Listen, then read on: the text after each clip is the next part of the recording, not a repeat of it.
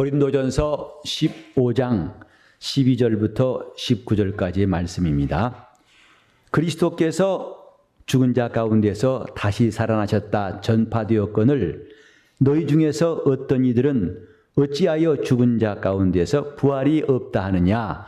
만일 죽은 자의 부활이 없으면 그리스도도 다시 살지 못하셨으리라. 그리스도께서 만일 다시 살지 못하셨으면 우리의 전파하는 것도 헛것이요 또 너희 믿음도 헛것이며 또 우리가 하나님의 거짓 증인으로 발견되리 그리스도를 다시 살리셨다고 증거하였습니다.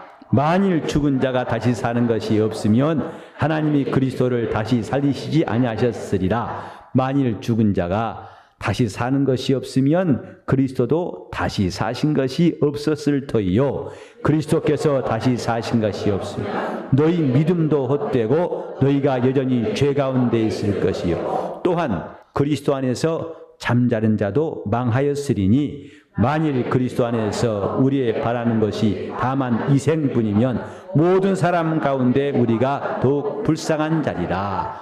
아멘. 이번 성회의 첫째 시간의 주제는 부활은 진리다 하는 제목으로 말씀을 드리겠습니다.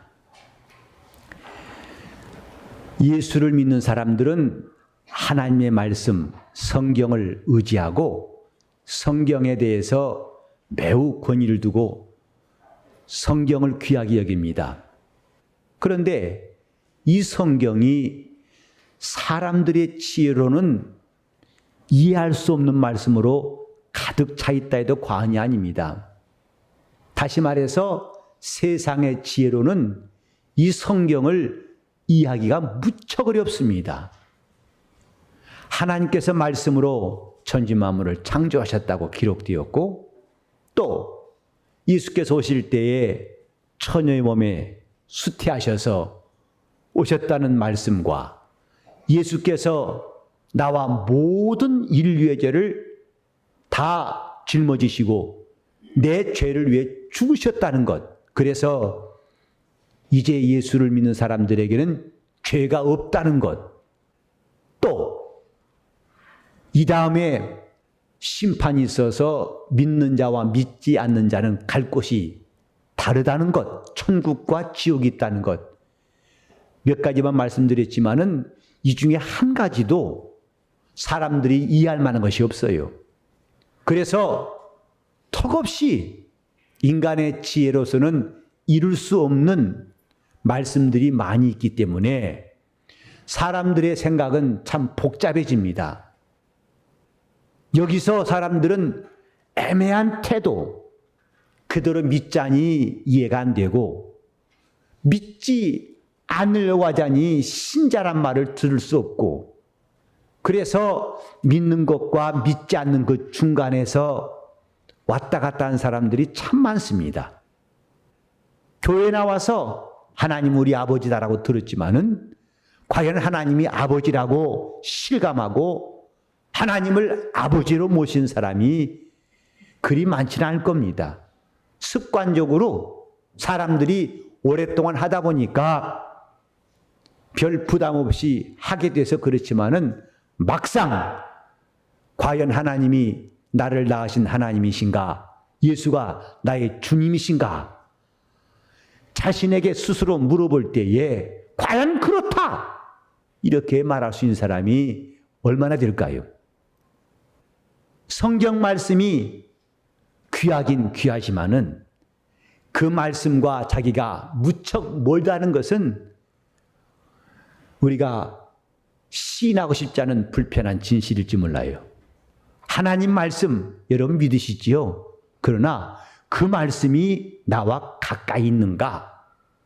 그 말씀을 내가 의지하고 있는가? 붙잡고 있는가? 그 말씀을 순종하는가? 그 말씀에 목숨을 걸 수 있는가? 이건 별개의 문제입니다. 찬송은 할 수 있고 와서 예배에 참석할 수 있고 또 믿는 자의 무리에 끼어 있을 수는 있어요.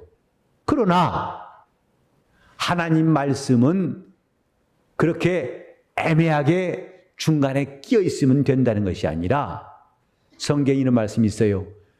하나님 말씀은 살았고 운동력이 있어서 좌우의 날선 어떤 검보다 예리하여 혼과 및 관절과 골수를 찔러 쪼개기까지 하며 혼과 영을 또 관절을 찔러서 쪼개가지고 그것을 분리하기까지, 그 말씀은 매우 정확한 말씀입니다. 믿는 자와 믿지 않는 자를 판단하실 이가 얼마나 분명한 심판을 하실 것인가에 대해서 우리는 한번 생각해 봐야 됩니다. 그 성경에 이런 말씀이 있죠. 너희가 믿음에 있는가 자신을 시험하고 확증하라. 내 스스로가 테스트해보란 말씀입니다. 믿는 자인가 믿지 않는 자인가. 이 가운데 결혼하신 분들, 내가 지금 결혼했는가 안 했는가 애매한 사람 아무도 없을 거예요. 아직 결혼하는 사람들은 누가 10번 물어봐도 나 결혼 안 했어요. 또 결혼하신 분들은 누가 100번을 물어봐도 결혼했지. 그래서 결혼한 것 같기도 하고 안 한 것 같기도 하고, 이런 사람 아무도 없어요. 이렇게 육체에 있을 때의 우리 경험, 결혼을 한 것과 안 한 것도 분명한 구별이 되거늘 하나님이 이 다음에 영들을 심판하실 때에 그들에 대한 하나님의 판단이 과연 착오가 있을 것 같습니까? 그래서 성경에 이런 말씀이 있어요. 그날에는 인자가 오실 때에 두 사람이 함께 잠을 자다가 하나는 데려감을 당할 것이요 하나는 남아있을 것이다. 두 사람이 밭을 갈다가 하나는 데려감을 당할 것이요 하나는 남겨둘 것이다 그랬어요. 하나님이 판단하실 때에 그 판단이 정확해서 컴퓨터는 오류가 있을지라도 하나님이 판단과 그분의 선택은 결코 오류가 없어요. 그러므로 마지막 때를 추수 때라고 해서 그때 뭐라고 했어요? 가라지와 알곡을 구분하실 것이다 라고 말씀했어요. 또 천국에 대해서 말씀하실 때 천국은 마치 그물을 가지고 고기를 모으는 사람 같으니 모아가지고 묻에 올라와서 좋은 고기와 나쁜 고기를 다 가리느니라고 말씀했습니다. 이 다음에 우린 주님의 판단이 남아있다는 사실을 알아야 됩니다. 우리 신앙이 얼마나 분명해야 되는가에 대해서 우리는 성경을 보고서 자신이 결심을 해야 돼요. 믿는 자인지 믿지 않는 자인지, 내가 그리스도께 속한 사람인지 그렇지 않은 사람인지. 애매모호한 것, 관념적인 신앙은 자기 영혼을 위해서는 매우 위태롭습니다. 그 성경에 말씀하기를 네가 차든지 뜨겁든지 알아 그랬어요. 네가 지금 어떤 형편인지 알아서, 내가 비록 부하다고 하지만 너는 가난한 자요, 헐벗은 자요, 네가 다 본다고 하지만 너는 실상은 보지 못한다. 그러므로 내게 안약을 사서 발라서 네 눈으로 보게 하라. 차든지 돕든지 하라. 그렇지 않으면 내가 내게 토하에 내칠 것이다. 그날에 어떤 사람들이 와가지고 주여 주여 나 모르십니까? 나가 주 이름은 선지자 노릇하고 내가 주 이름은 귀신 쫓았습니다. 그때에도 주님은 혼동하지 않으신다고 했어요. 그는 분명히 말씀하기를 나는 너를 알지 못한다. 나는 너희를 알지 못한다. 가끔 목사가 당혹스러울 때는요, 어떤 경우에는 목사님 저 아시지요? 아, 그때 사람 환장하겠어요. 나는 솔직히 모르겠어요. 근데 그 앞에서 모른다고 하면 실망할까 봐 모른다고 할 수는 없고, 근다고 안다고 하자니 그 사람이 아는 것도 없고, 정말 그 순간에 얼마나 당황하는지. 교인들이 이렇게, 우리 교회는 아니에요 옛날에. 설마 여러분을 제가 모르겠어요. 여러분은 제가 얼굴도 알고 이름도 압니다. 여기 이름 다 제가 아침마다 제 입에서 기도하면서 부르는 이름 빠짐없이 다 있어요.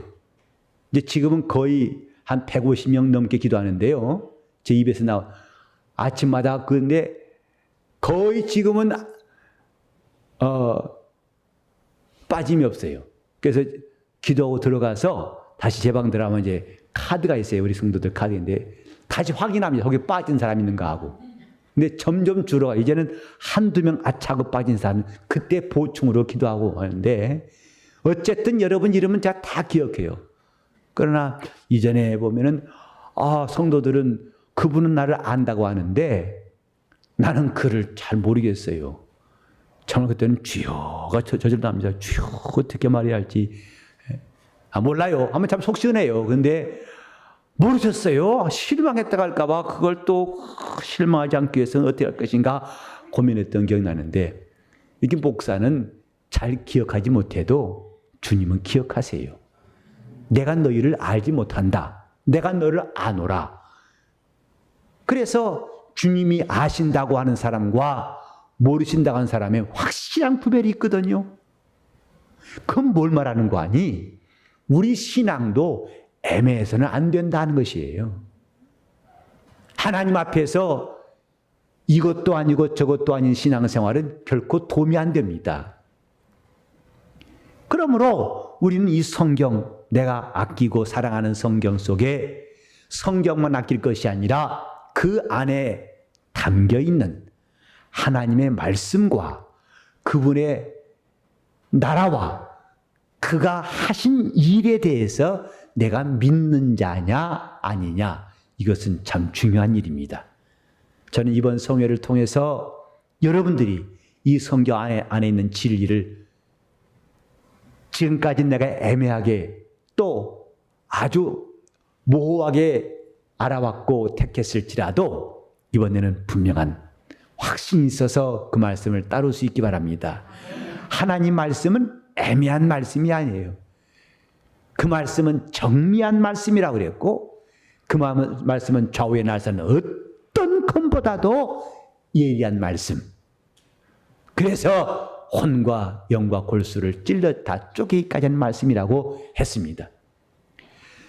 이렇게 성경에 나와 있는 말씀 앞에서 내 지혜로 이해가 안 되는 이 말씀들 앞에서 나는 어떻게 할 것인가? 우리는 중요한 문제를, 그것을 해결할 수 있어야 됩니다.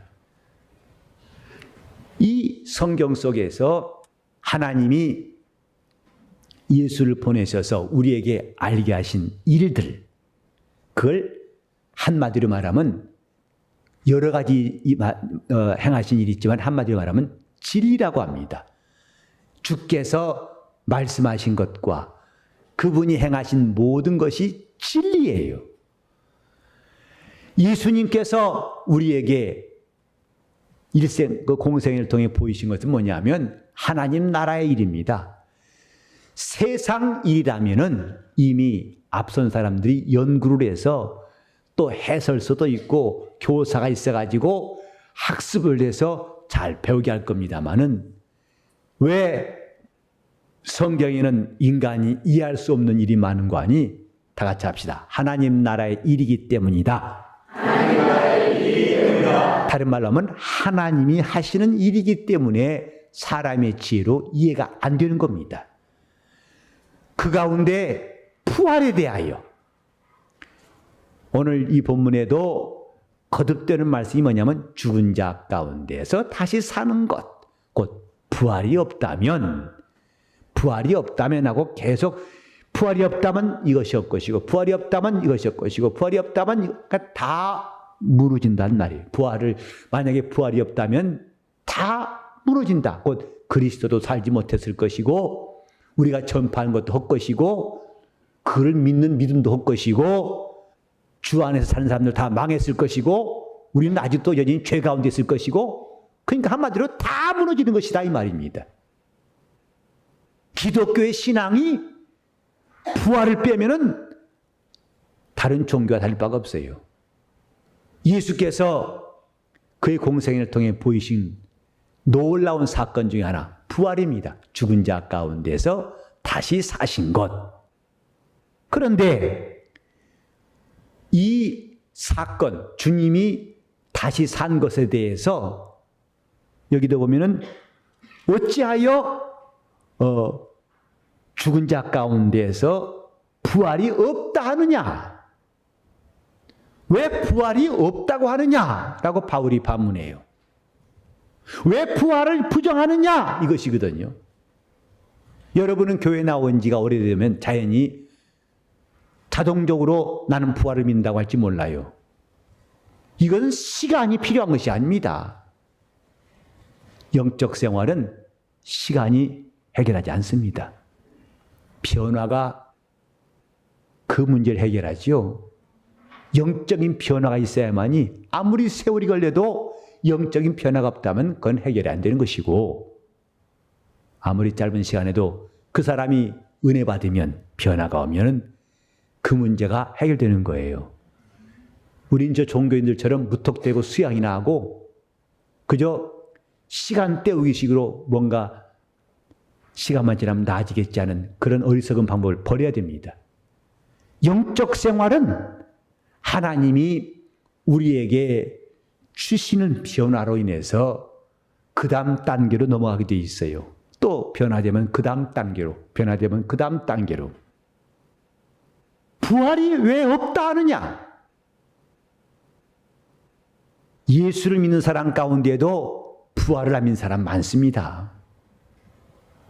아까 말했지만은 공공연하게 말로도 하는 사람도 있는가 하면 말은 안 하지만은 이 속에서 신앙과 불신앙 사이에서 왔다 갔다 하는 사람들, 오늘 우리 성도들 가운데서는 그런 사람이 한 명도 없으면 좋겠어요.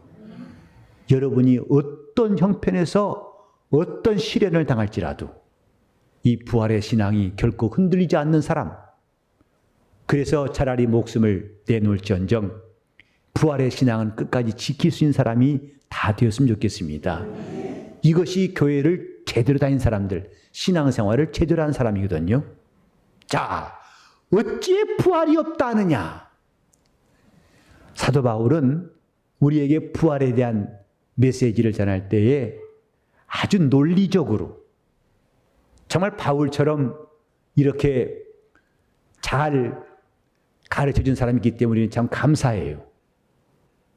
여러분이 복음서를 보셔도 알겠지만은 이렇게 바울처럼 부활에 대해서 설득을 하고 부활을 믿도록 이렇게 애쓴 사람은 복음서에 나오지 않습니다. 이건 바울의 공로예요. 근데 바울은 여기에 그냥 부활을 믿는 거야, 따지지 마, 이게 아니라 죽은 자 가운데에서 다시 사는 것이 없으면, 그러니까 죽은 자의 부활이 없으면 라고 했어요. 이 13절부터 보면은요, 죽은 자의 부활이 없으면 또 이제 죽은 16절에도 죽은 자가 다시 사는 것이 없으면 15절도 나와 있고, 이렇게 죽은 자가 다시 사는 것, 이것은 예수님만이 희한하게 경험하신 것이 아니라 법이다 이것입니다. 죽은 자가 다시 사는 법이 있다.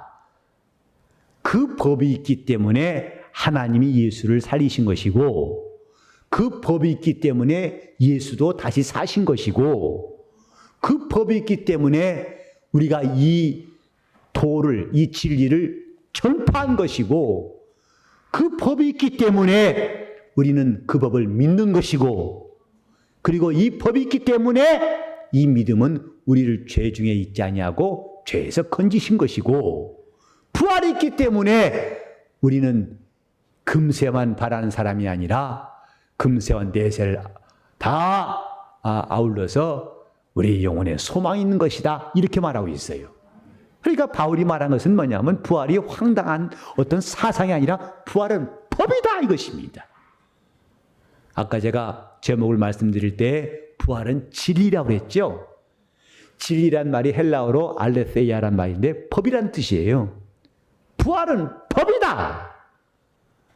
사람이 한 번 죽는 것은 하나님이 정하신 것이라고 그랬습니다.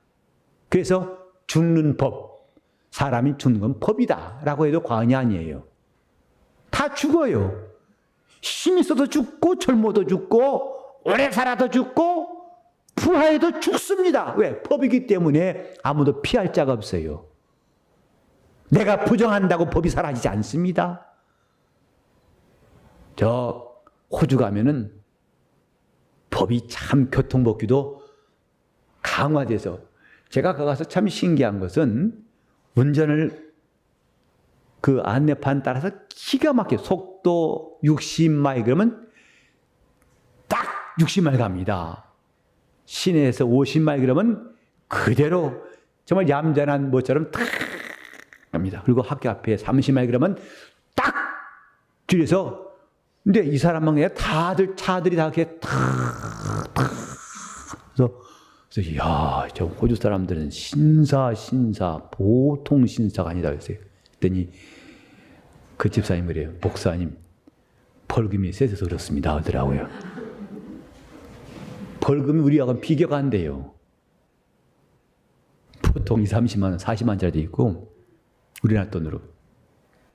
속도도 위반하면 똑같은 게 아니라 속도 위반한 10마일 오버하고 20마일 오버하고 다 값이 달라요. 점점 값이 올라갑니다.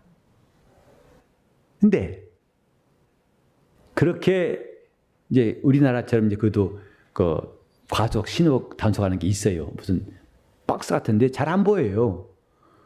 근데 그 찍힌다고 하더라고요. 근데 그 나라에도 신기한 법이 하나 있어요. 그게 뭐냐 하면 처음입니다. 한번 봐줘요. 근데 그걸 여러분이 상습적으로 쓰려고 생각하면 그건 오해입니다. 그건 다칩니다. 아 그래요? 그럼 다음에도 처음이라 하지. 아니요. 이미 기록이 올라가 있어요. 그때부터는 여지없습니다.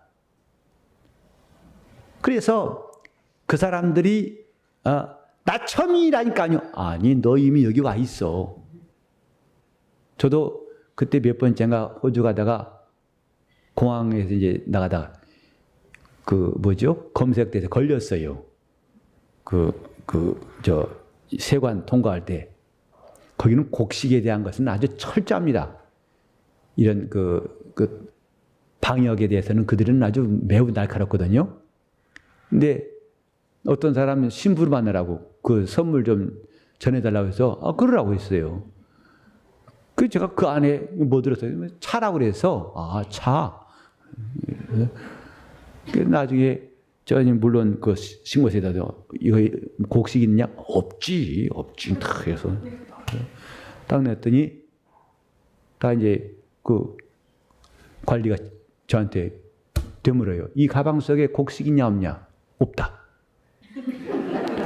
다시 말해라. 있냐 없냐? 없다. 분명하냐? 그렇다 했죠. 내가 용감하게 했죠. 가방 열어봐라 그래요.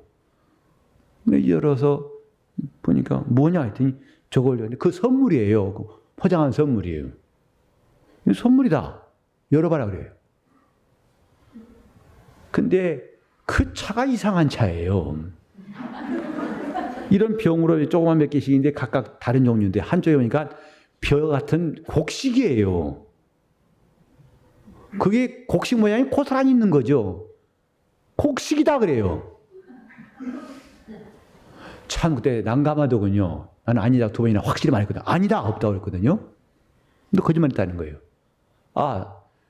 미안하지만 내가 이 짐을 쌀 때 집도 싸지 않냐고 또 이것은 내 것이 아니라 누구 선물을 부탁해서 간 것이기 때문에 못 봤다. 그럼 미안하다 그랬어요. 근데 이 사람이래요. 하지만 분명히 당신은 위반했다는 거예요. 그럼 어떻게 하느냐? 종이를 내밀어요. 사인하래요. 그러니까 뭐 벌금이 또 쫙 나와 있길래 이제 또 벌금 내겠구나 싶어서 사인했어요. 근데 뭐냐 하면은 그 처음이니까 봐준다는 거예요. 그럼 다음부터는 안 된다는 거예요. 다음에는 당신 이름이 올라가 있기 때문에 두 번째부터는 용서가 없다 하더라고요. 그래서 그 사람들은 미리 다 신고합니다. 다 신고해서 나 이런 거 갖고 왔으니까 검사받고 통과시키든지 아니 버리든지 하거든요. 법이에요. 몰랐다고 해서 상관없어요. 이것은 법이기 때문에. 우린 지금 부활이 있냐 없냐 논쟁은 무의미한 겁니다. 여러분 사람이 죽냐 안 죽냐 연구할 논쟁할 것이 돼야 한대요. 그 순간에도 죽어가고 있어요. 죽음이 없어. 있긴 뭐 있어. 있어. 하다가 그 사이에 너도 죽어가고 있다 이 말이죠. 왜? 법이에요. 부활도 법입니다. 하나님이 정하신 법, 해가 동에서 떠가지고 서로 치는 것을 누가 변경할 수가 없죠. 왜? 하나님이 그렇게 정하셨어요. 우리가 신앙생활할 때에 참 중요한 것은 다 같이 합시다. 하나님이 정하신 것은 인간이 변경할 수가 없고 인간이 부정할 수가 없다. 그러니까 사람들이 진리란 말만 이해한다 하더라도 신앙을 가질 수밖에 없을 터인데, 진리가 뭐냐? 어려운 거 물어보시네. 그 복잡하고. 아니요, 간단해요. 법이에요. 하나님이 그렇게 정하신 것이다 이 말이에요. 사람은 다 죽는 것은 정하신 법이고, 또 예수 그리스도로 말미암아 우리에게 밝히 드러내신 법이 뭐냐면 부활입니다. 부활은 법, 진리예요. 그래서 이 법이 있기 때문에 하나님이 예수를 살리신 것이다. 이게 바로 바울의 주장이에요. 그러니까 예수가 부활하시기 전에 먼저 있던 게 뭐냐? 부활이라는 법이다 이 말. 그 법에 따라서 예수님이 부활하신 것이고, 사람들이 지금 하나님의 말씀에 대해서 너무 세계가 넓어, 하나님 너무 크게 지으신 것 같아, 좀 좁게 지으신, 너무 가려면 불편하잖아, 오래 걸리고. 사실 여러분 저 콜롬비아 가려면 날짜로는 2, 3일 걸립니다. 올 때는 3일 걸려요. 그러니까 비행기 타고도 20몇 시간 가는 것이 보통 지루한 게 아니거든요. 그래서 여러분 하나님 너무 지구를 크게 졌다고 여러분 불평해 보세요. 무슨 소용이 있어요? 하나님이 만들어 놓으신 것이에요. 우리는 이제부터 아주 머릿속에 좀 변화가 필요합니다. 어떤 변화? 하나님이 정하신 것은 바꿀 수 없다. 하나님이 정하신 것은 부정하면 너만 손해다. 이것을 알아야 됩니다. 그러니까 은혜 받으라 하신 주의 말씀을 부정하면 나만 손해예요. 기도하라는 주의 말씀을 내가 순종치 않으면 나만 손해라고요. 기도하지 않으면 능력이 없거든요. 기도하지 않으면 하나님이 손을 뻗칠 수 없습니다. 그분이 능력이 많으신 분일지라도 기도하는 사람에게 능력을 더하실 터인데, 그를 도우실 터인데, 그가 침묵하신다면, 그가 상관치 않으신다면 그 다음에 답답한 일은 상상할 수 없어요. 부활은 법입니다. 하나님이 그 법을 드디어 예수를 통해서 공개하신 거예요. 그러니까 최초로 부활하신 이는 예수예요. 부활이라는 법을 최초로 공개하신 분은 예수. 그래서 성경은 부활의 첫 열매 되시고 그랬죠. 드디어 부활이라는 법이 계시되었다 이 말이죠. 그 법이 드디어 나타났다. 그 법이 드디어 효력을 발생했다. 이게 부활절입니다. 지금 우리는 뭔가 아주 어려운 말들을 이해하려고 애쓰는 정도가 아니라 과속을 하게 되면 법에 따라서, 또 거짓말하게 되면 법에 따라서 당장 자기의 신체에, 재물에 손해가 오는 것처럼 그걸 자기가 부정한 때 쓴다고 해서 되지 않습니다. 이 법치국가에 가면요, 때를 써도 안 돼요. 아무리 때를 써도 오히려 소리 높이면 더 불이익만 증가합니다. 그런데 조금 분명히 덜 된 나라 가면은 거기는 다른 방법이 있죠. 이번에도 인도 갔다 오는데 참 인도란 나라가 재밌어요. 거기는 지금도 카스트라는 계급제도가 있어가지고 자기들 같은 계층끼리만 상대하고, 그 아래 계층은 지금도 하층 생활하고 있어요. 근데 그 대학은 누가 갑니까 했더니 공부만 잘해도 못 갑니다. 그래서 하층 계급 사람이 대학 갈란다는 것은 공부 잘한다 해서 들어갈 수 없다고 그래요. 그럼 누가 갑니까? 돈 많은 사람 간다는 거죠. 상류층에 돈이 많겠죠. 그 상류층 사람들은 머리가 안 좋아도 기부금 내가지고 대학 간다는 거죠. 그래서 하층 사람들도 일단 공부는 잘하고 그 다음에 돈만 있으면 된대요. 참 돈이 통한 나라예요. 근데 그 말을 들었던지라 이제 돌아오려고 공항에 왔더니 그 공항의 입구에 우리 인천공항은 누구나 다 들어갈 수 있죠. 거기는 입구에서 막아요. 승객만 들어갈 수 있는데 그 직원이 보더니 못 들어간대요. 왜? 너무 많이 남아가지고 1시간 반 동안 밖에 있다 오라고 하더라고요. 그래도 못 들어가고 말았어요. 다시 이제 출구가 이것도 저쪽 가봅시다. 저 갔더니 함께 윤 여사가 그래요. 목사님 기다려보세요. 이러더라고. 참 학습이 빨라요. 그러더니 달러 하나 꺼내더니 이렇게 씹어가지고 여권 같이 갖고 가가지고 물어보더라고요. 자, 냈더니 아직 안 냈어요. 그래서 이 사람 보호하니까 오케이 할 것 같아서 돈 숨겨 그랬어요. 돈 숨겨. 주지 마 그랬어요. 왜냐면 안 줘도 될 것 같아서 냅뒀어요. 그랬더니 안 받고 들어가셨는데 금방 학습을 해가지고 돈이면 되는 나라 아니에요 하더라고. 지금 사람들은 이렇게 때를 쓰고 돈이면 된다고 생각한 모양인데 안 되는 게 신앙생활이에요. 하나님의 법 앞에서는 이것이 순종하는 사람에게는 효력이 있고 순종치 않은 사람엔 전혀 예외가 없어요. 그러니까 부활이라는 법을 누가 신뢰하느냐? 이건 하나님이 우리에게 알게 하신 진리다. 이것은 하나님이 정하신 법이다. 라고 아는 사람들은 그 말씀을 준행할 것입니다. 그 말씀을 신뢰할 겁니다. 이제 뒤에 35절부터 보면은 똑같이 바울이 말합니다. 너희 중에 누가 어떻게 죽은 자가 다시 살며 또 어떤 몸으로 오느냐 하리니? 라고 다시 바울이 부활에 대해 또 말씀하고 있어요. 자, 부활이 없다면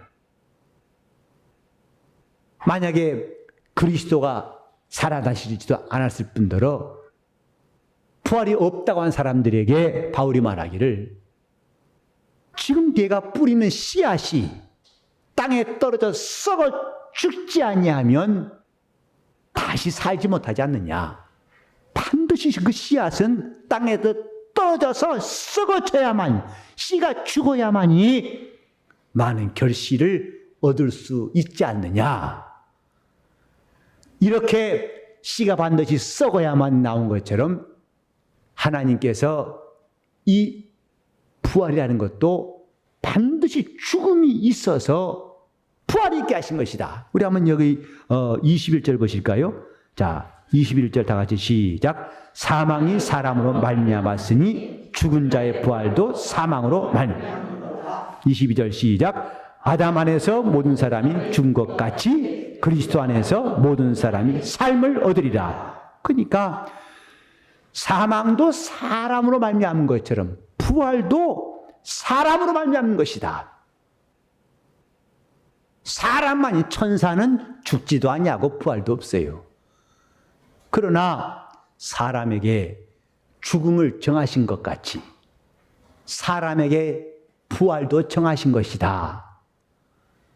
반드시 죽어야만 산다. 씨가 썩어져야만이 많은 결실이 나오는 것처럼 사람들이 죽어야만 사는 이 진리에 대해서 알아야 할 것을 바울은 말하고 있어요.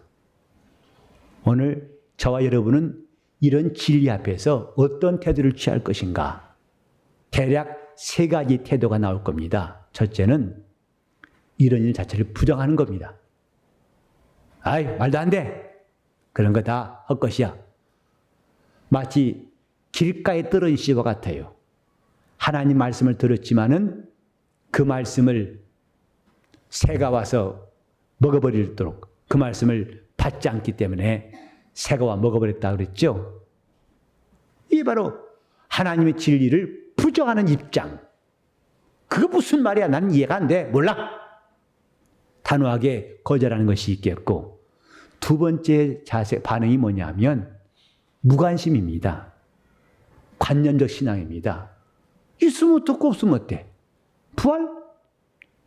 있든 말든 내가 무슨 상관이야? 이거지요. 그래서 저 돌짝밭에 떨어진 씨라든지 가시덤불 위에 떨어진 씨가 부정하지는 않습니다. 길가와 같지는 않습니다. 그러나 그 두 가지 돌짝밭과 가시떨기 공통점은 뭐냐면 결실이 없어요. 부정하는 것도 아니고 결실도 없어요. 그러나 좋은 땅에 떨어졌다는 것은 말씀을 듣고 깨닫는 자니 착하고 좋은 마음으로 말씀 받고 인내로 지키어서 100배 혹은 60배, 30배의 결실을 얻느니라. 그러니까 세 번째 반응은 뭐냐면 믿는 것이다 이 말. 부정할 것이냐, 무관심할 것이냐, 아니면 믿을 것이냐.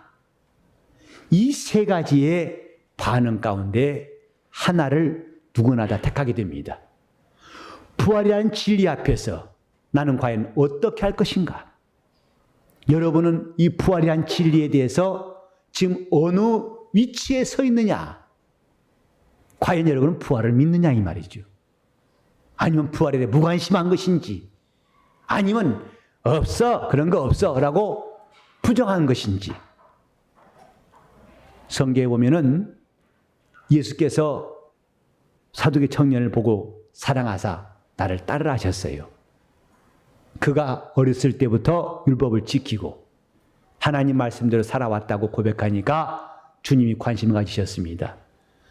하지만 영생에 대해서 물으러 왔던 그가 영생의 문턱에서 돌아가니라 그랬어요.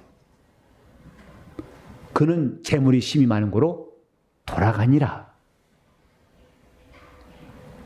주님이 그걸 보고 말씀하신 거예요. 나와 및 복음을 위해서 아비나 어머니나 자식이나 전토나 재물을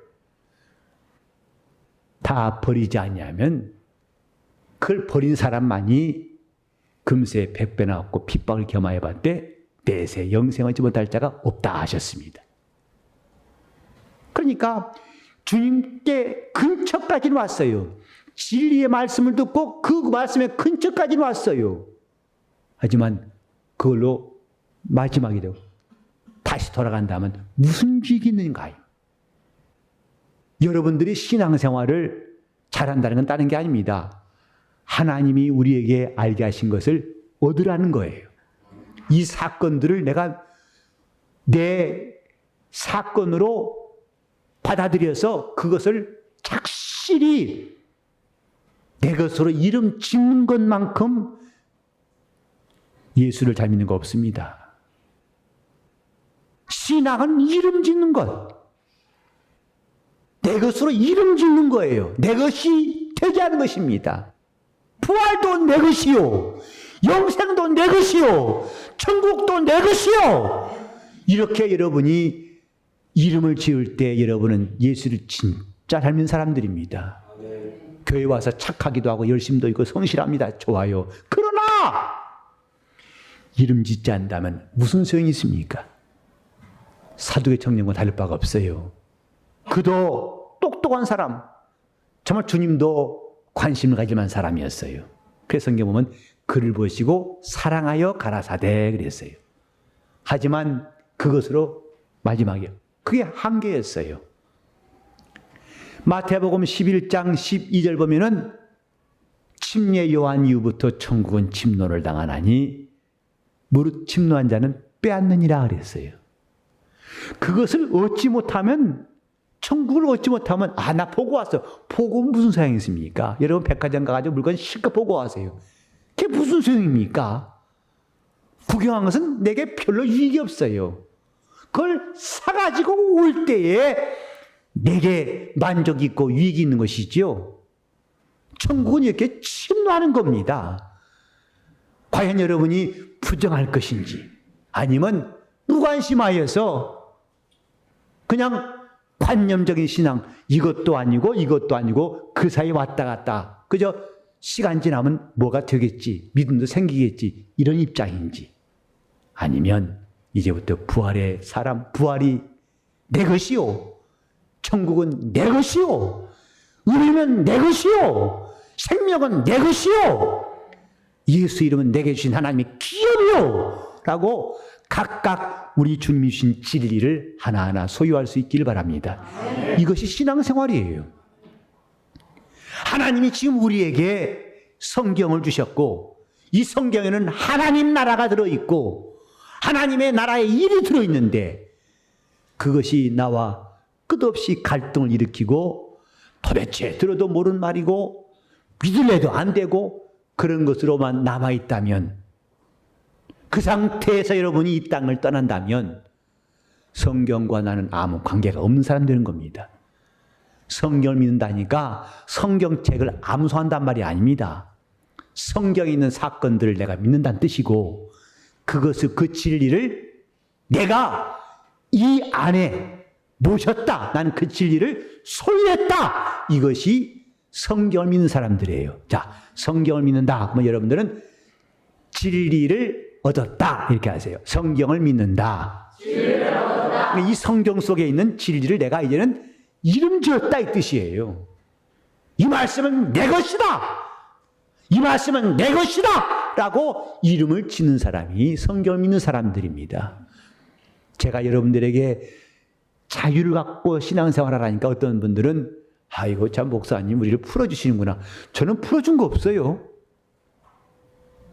근데 여러분이 각각 스스로 뭐 내가 이제 자유니까 또 예배 시간에 바쁘면 못 나와도 괜찮고, 또 뭐 봉사할 수 있는 시간에 뭐 괜찮고, 이건 오산입니다.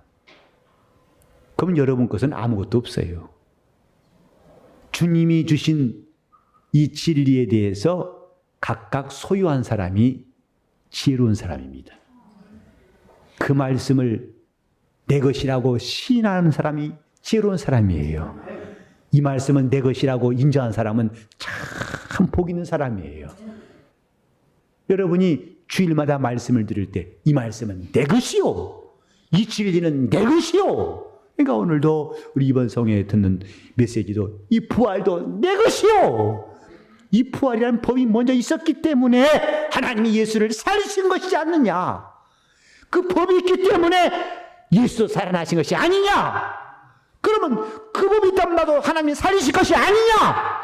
이렇게 부활이라는 법을 가진 사람들은 정말 주님이 하신 일에 대해서 큰 기쁨과 감사를 드리게 되는 겁니다. 이 주님이 부활하셨으니 이제는 야, 나도 그런 약속이 있지 않느냐. 부활은 내 것이다, 부활은 내 것이다 하고 담대히 고백할 수 있는 우리 모두가 되어야 합니다. 그게 신앙인이에요. 내 입에서 지금 이런 고백이 나올 때 우리는 그 누구보다도 행복한 성도가 될 수 있어요. 주님의 것을 가진 사람이 행복한 사람이에요. 주님의 나라를 소유한 사람이 행복한 사람이에요. 주님의 약속이 날마다 이루어진 사람이 행복한 사람입니다. 주님의 말씀이 항상 여러분 영혼에 들려온 사람이 행복한 사람들이에요. 그 약속대로 주님이 여러분 기도에 응답하신 사람이 행복한 사람들이에요. 이것보다 더 큰 행복이 어디 있습니까? 주님이 나와 함께 하신 것보다 더 큰 행복이 어디 있습니까? 이 진리를 소유한 가치를 우리가 안다면 그 사람이 과연 행복하다고 할 말을 누구나 다 부인할 수가 없을 것입니다. 자, 따라합시다. 이 말씀은 내 것이요, 이 진리는 내 것이요, 이름을 지으시기 바랍니다.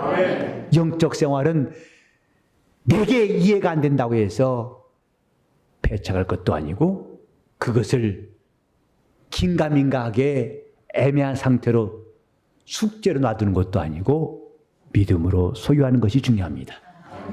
믿음만이 그것을 소유할 수 있어요. 하나님 말씀을 믿음으로 그 약속을 내가 얻을 수 있어요. 오늘 제가 여러분이 전한 메시지, 아주 짧은 메시지라 여러분 기억이 쉬울 겁니다. 부활은 진리입니다. 부활은 법이에요. 이 법은 더 이상 내가 우물쭈물할 필요가 없이 나도 부활을 믿는 신앙인 진리를 내 것으로 이름 지을 수 있기를 예수 이름으로 축원합니다. 자, 한번 따라합시다. 오늘 예수 그리스도가 부활하신 믿으시면 아멘 하세요. 그 부활보다도 예수님 부활이란 법보다도 예수님이 먼저 계신 줄 예수님 부활하는 게 먼저 있다고 믿으시면 아멘 하세요. 참 아멘 할 뻔했는데 또 안 하네. 확실하게 하세요. 자, 예수님이 부활한 것보다도 부활의 한 법이 먼저 있다고 믿으시면 아멘 하세요. 부활의 한 법보다도 예수님이 먼저 부활했다고 믿으시면 아멘 하세요. 야, 잘 들은 것 같은데. 참 잘하셨어요. 부활은 진리입니다. 이제 남은 것은 나는 이 법을 소유한 사람 되려고 결심하시기를 예수 이름으로 축원합니다. 이제 이 시간 기도하실 때 내 불신앙을 철저하게 이것이 있느냐 없느냐는 논쟁은 무익합니다. 아무리 이 땅의 사람들이 90% 이상이 없다고 우길지라도 주님의 법은 피하지 않습니다. 죽음이 없다고 아무리 죽음은 없다 해도 그 사람은 죽습니다.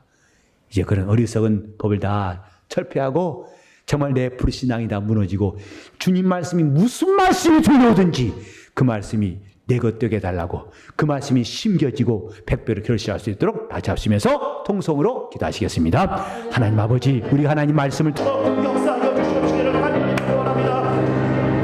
하나님 아버지, 우리가 진리를 믿는 사람이 되게 하여 주시옵소서. 하나님이 명하신 진리의 말씀이 인간의 논쟁거리나 인간이 부정한다고 사라지는 것이 아니라 하나님은 끝까지 그 진리의 말씀대로 행하심을 우리가 알고 이제부터 그 진리의 법을 의지하게 도와 주시옵소서. 부활을 믿는 참 신앙인 되게 하여 주시옵소서. 이것은 내게 주신 진리임을 시인하게 도와 주시옵소서. 이건 될까 말까가 아니라 반드시 하나님이 그대로 하실 진리임을 깨닫게 도와 주시옵시고 이 시간표에 따라서 언젠가 주님 다시 오실 때에 그때 우리의 부활이 있음을 꼭 믿고 이를 잘 준비하게 도와 주시옵소서. 이제부터 우리는 천국을 침노하는 영적 생활하게 도와 주시옵소서. 부정도 하지 아니하고 애매모호한 태도를 다 버리게 도와 주시옵시고 정말 우리는 좋은 땅처럼 그 말씀이 그대로 시인하고 그대로 이름짓게 도와 주시옵소서. 그러므로 영적 생활이 충만한 결실 있고 풍성한 삶이 있도록 도와 주시옵소서. 우리 성도들은 다른 건 다 양보할지라도 이 신령한 은혜를 각각 이름짓는 데는 열심을 내게 도와 주시옵소서. 이 말씀은 내 뼈 중에 뼈라고 신하게 도와 주시옵시고 이 약속은 내게 꼭 하나님 이루실 뜻임을 신하고 이름짓게 도와 주시옵소서. 그래서 자기 감정 따라 변하는 것도 아니고 환경 따라서 있다가 없어지는 것도 아니라 사람이 변경시킬 수 없는, 사람이 부정할 수 없는 하나님의 진리를 우리 모두가 사모하고 순종케 도와 주시옵소서.